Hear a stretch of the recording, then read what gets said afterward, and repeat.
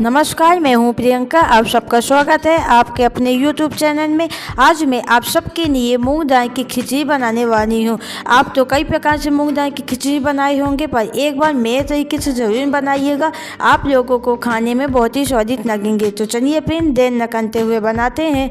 खिचड़ी बनाने के लिए सबसे पहले हम यहाँ पर एक कटोरी में मूंग दाल ले लेते हैं और हम यहाँ पर दूसरे कटोरी में चावल ले लेते हैं। आप लोग यहाँ पर किसी भी प्रकार के चावल ले सकते हैं।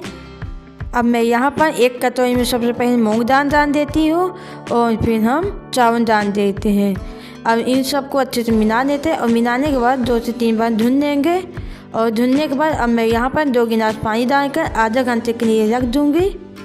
और यहाँ पर मैं कुछ सब्जियाँ काट लेती हूँ, जैसे कि आलू, टमाटर, प्याज, गाजर और शिमला मिर्च। अगर आपके पास और भी कोई सब्जी है तो आप उसे भी काट सकते हैं। और यहाँ पे देखिए मैं थोड़े से मटर को भी छीन ली हूँ। अब चलिए खिचड़ी बनाते हैं। खिचड़ी बनाने के लिए मैं यहाँ पर कढ़ाई का उपयोग कर रही हूँ। आप लोग चाहे तो किसी भी प्रकार के कुकर या तो फिर किसी प्रकार के भगोने में भी बना सकते हैं। सबसे पहले कढ़ाई पर तेल डालेंगे और तेल को अच्छे से गर्म होने पर फिर मैं यहाँ पर कटी हुई प्याज और कटे हुए आलू को डालूंगी। आप लोग चाहे तो यहाँ पर जीरा भी डाल सकते हैं, पर मैं यहाँ पर सिंपल तरीके से बना रही हूँ, तो आप लोग ऐसे ही बनाइएगा। और फिर मैं यहाँ पर कटे हुए गाजर और कटे हुए शिमला मिर्च को डालती हूँ। अब इन सबको अच्छे से मिलाते हैं और मिलाने के बाद अब मैं यहाँ पर छिले हुए मटर को भी डाल देती हूँ, क्योंकि इन सबको पकने में टाइम भी बहुत लगता है। और फिर इनको भी अच्छे से चला लेते हैं। अब मैं यहाँ पर ढक्कन ढककर 5 मिनट के लिए छोड़ दूँगी धीमी आंच में। और इधर देखिए आधे घंटे हो चुके हैं, हमारे दाल चावल अच्छे से भून गए हैं। अब मैं यहाँ पर इसका पानी हटा देती हूँ। और इधर देखिए 5 मिनट हो चुके हैं। अब एक बार ढक्कन हटा के इनको अच्छे से चला लेते हैं। और चलाने के बाद अब मैं यहाँ पर कटे हुए टमाटर को भी डाल देती हूँ। अब इनको भी अच्छे से चला लेते हैं।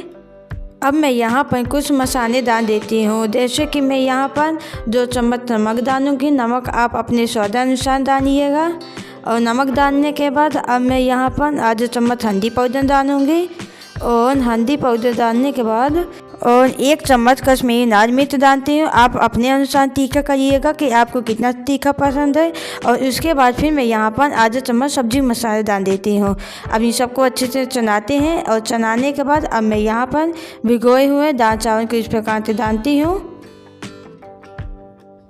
और यह देखिए अब डालने के बाद अब इनको अच्छे से चला लेते हैं।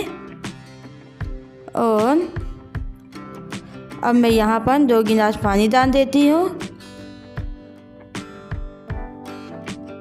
और डालने के बाद अब इनको भी अच्छे से चला लेते हैं।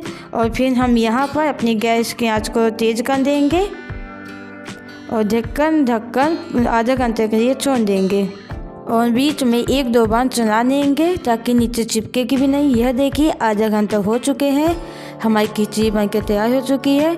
अब एक बार इनको अच्छे से चला लेते हैं। और चलाने के बाद अब मैं यहाँ पर थोड़ा सा और स्वाद बढ़ाने के लिए 1 चम्मच घी डाल देती हूँ। और घी को अच्छे से मिलाते हैं। और घी डालने के बाद अब मैं यहाँ पर थोड़ा सा नींबू का रस डाल देती हूँ। अगर आप लोगों को नींबू पसंद ना हो या तो अगर आपके पास ना हो तो कोई ज़रूरी नहीं है, आप ऐसे भी खा सकते हैं। अब इनको अच्छे से चलाते हैं और गैस को बंद कर देंगे। और अब मैं एक थाली में निकाल लेती हूँ इस प्रकार से।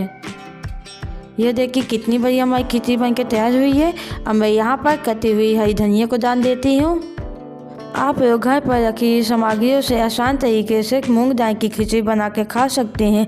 आप लोगों को खाने में बहुत ही स्वादिष्ट लगेगी। अगर एक बार मेरे तरीके से आप लोग मूंग दाल की खिचड़ी बनाएंगे तो यकीन मानिए आप लोग ऐसे ही खिचड़ी बनाना पसंद करेंगे और आप लोगों को खाने में भी बहुत ही स्वादिष्ट लगेगी। आप लोग चाहे तो अपने बच्चों के लिए भी बना सकते हैं, बच्चों को भी बहुत पसंद आएंगी। अगर आज की हमारी रेसिपी आपको पसंद आई तो प्लीज़ हमारी वीडियो को लाइक कीजिए, ज़्यादा से ज़्यादा शेयर कीजिए। अगर आप हमारे चैनल में नए हैं तो प्लीज़ हमारे चैनल को सब्सक्राइब कीजिए। और कमेंट में ज़रूर बताइएगा कि आपको हमारी रेसिपी कैसी लगी। Thank you.